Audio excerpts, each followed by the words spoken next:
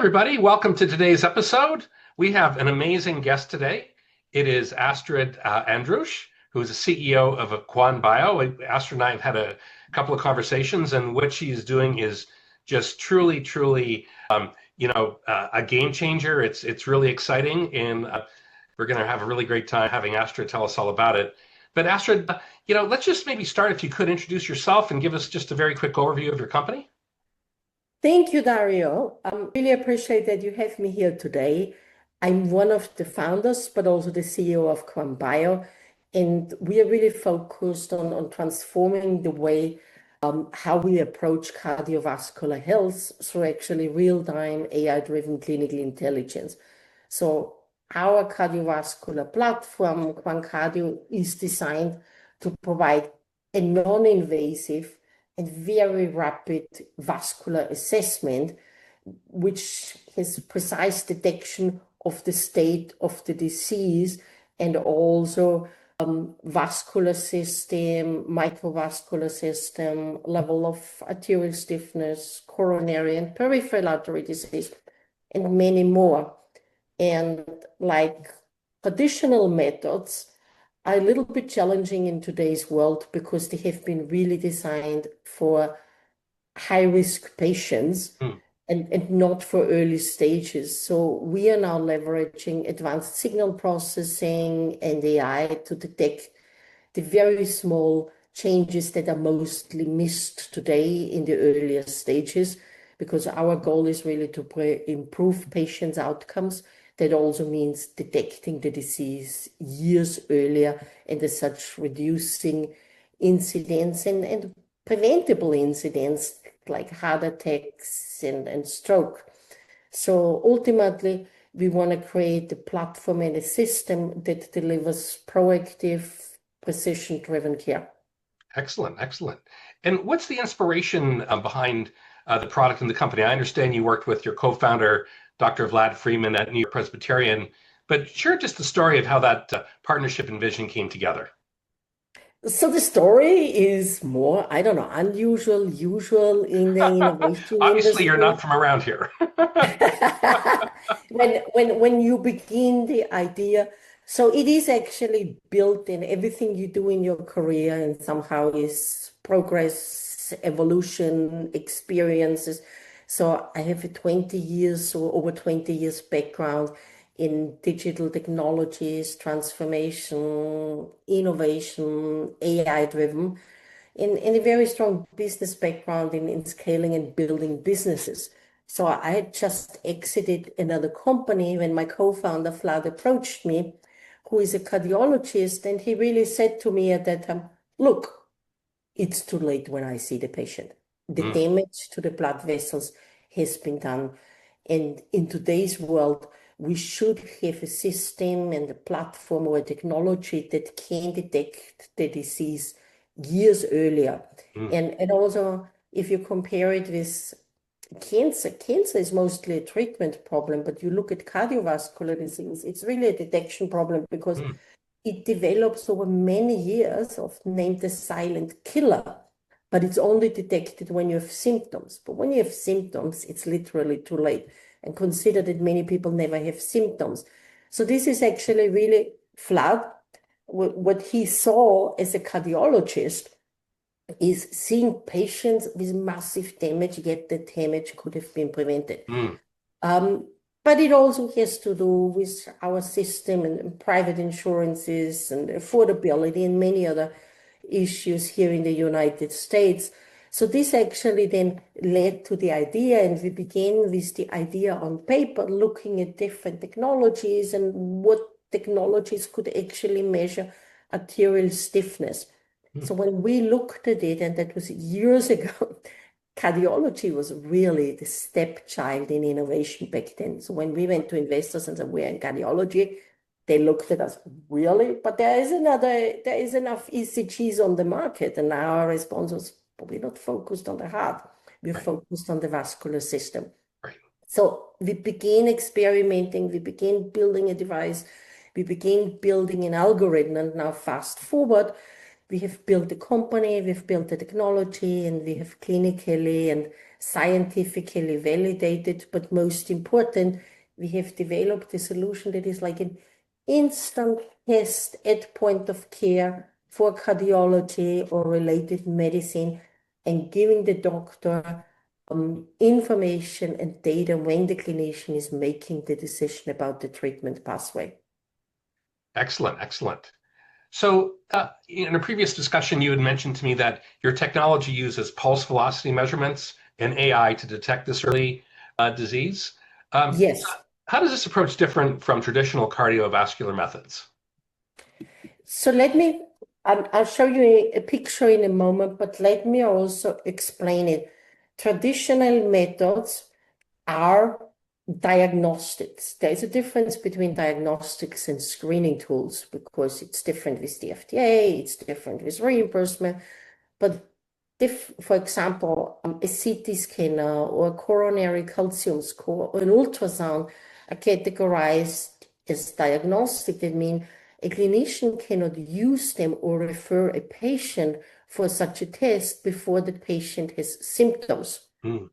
So it's actually then a very challenging situation. You need to wait till the patient has symptoms in order actually to refer. But then, as I mentioned earlier, we have the problem that most patients do not have insurance in addition, or the self-deductible is too expensive. So these machines or equipment and solutions do not have application in the earlier stage of the disease. Right. And that's where we really focused on building a solution that can instantly scan your vascular system. And allow me actually to share the screen for a moment.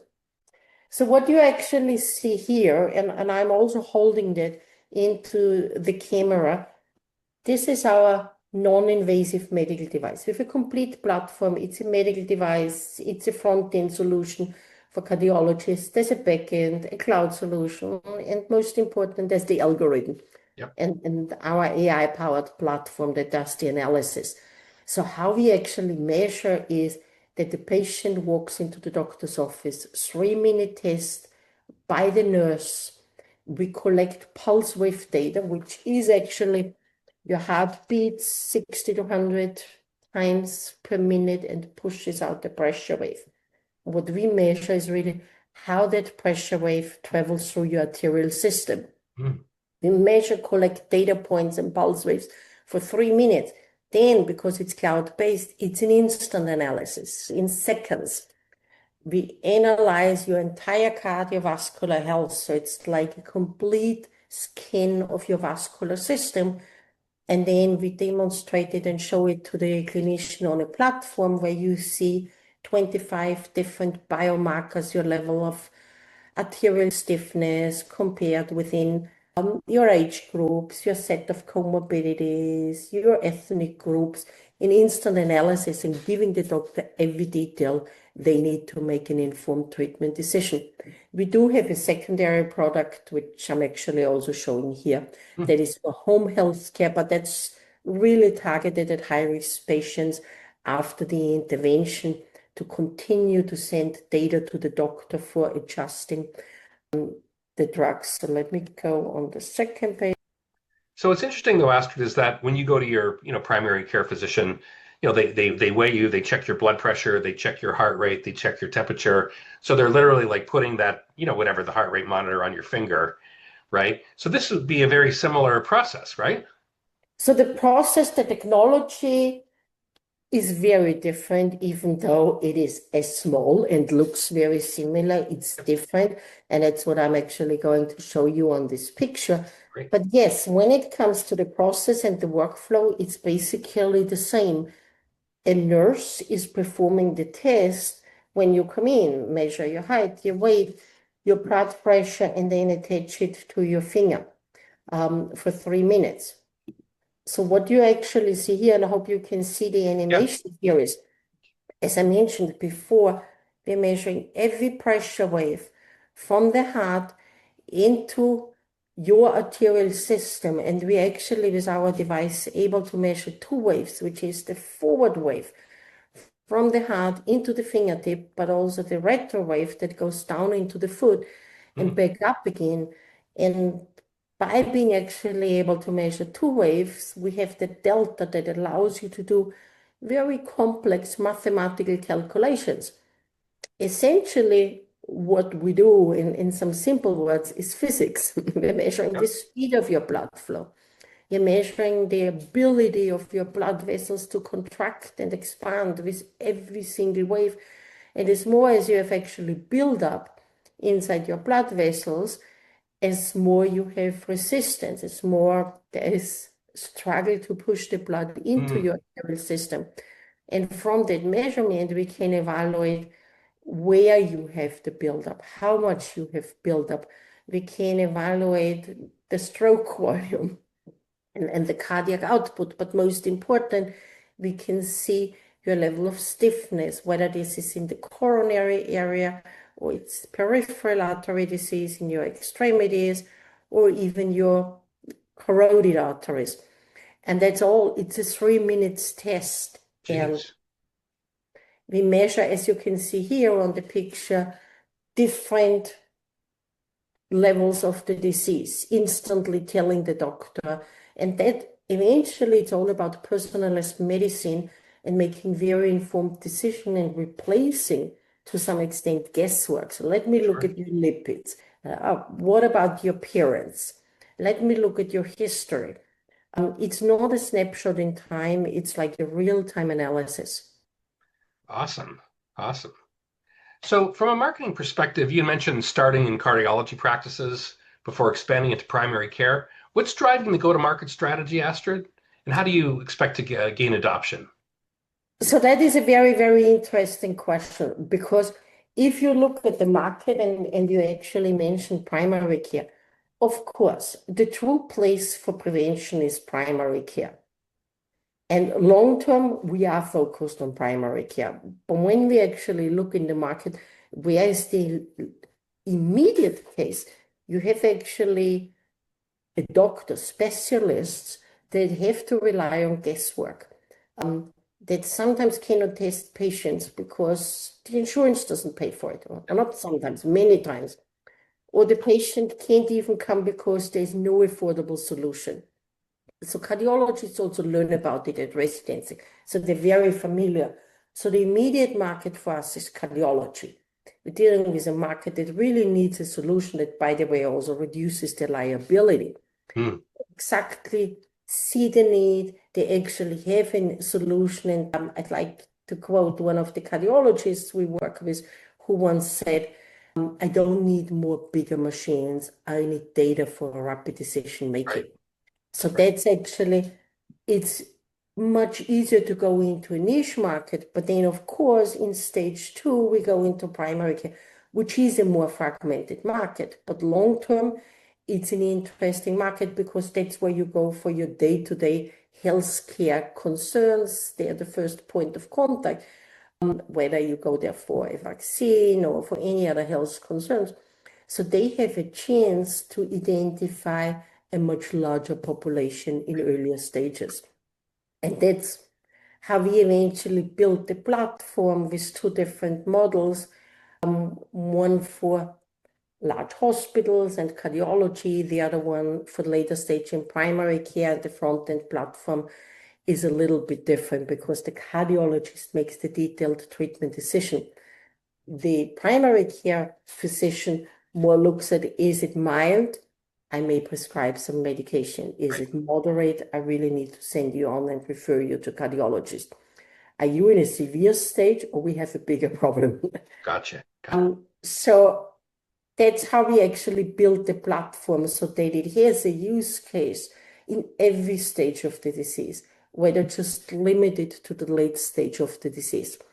And that's all actually in line actually where healthcare is going today. It's focusing on prevention, it's Hmm. Hmm. care models. The goal is also to give physicians actionable data that helps them intervene before a major event occurs. And that's not only related to cardiovascular disease, because eventually we're all focused on better patient outcomes and lowering the clinical and healthcare costs. Sure. Sure. Could you talk about the clinical studies you've conducted and the results that you've seen? especially interested in maybe some of your work in underserved populations. Yes. So we have done lots of clinical validation over the course of 18 months, almost actually 2 years. We have deliberately chosen to work in different geographies and different areas. The reason for that is different geographies, you get the underserved populations, which you have actually referenced. They have different sets of comorbidities, sometimes even mismanaged or even unmanaged diabetes. So what you see is very often more severe because they did not have the access to health care and couldn't afford it. So that's why, as our focus is also health equity, we went into different regions. We were seeking different ethnic groups. We were seeking different sets and combinations of comorbidities, but also different age groups, because eventually when you build an algorithm, you need to make sure that the algorithm is accurate for every possible patient population and also every possible scenario.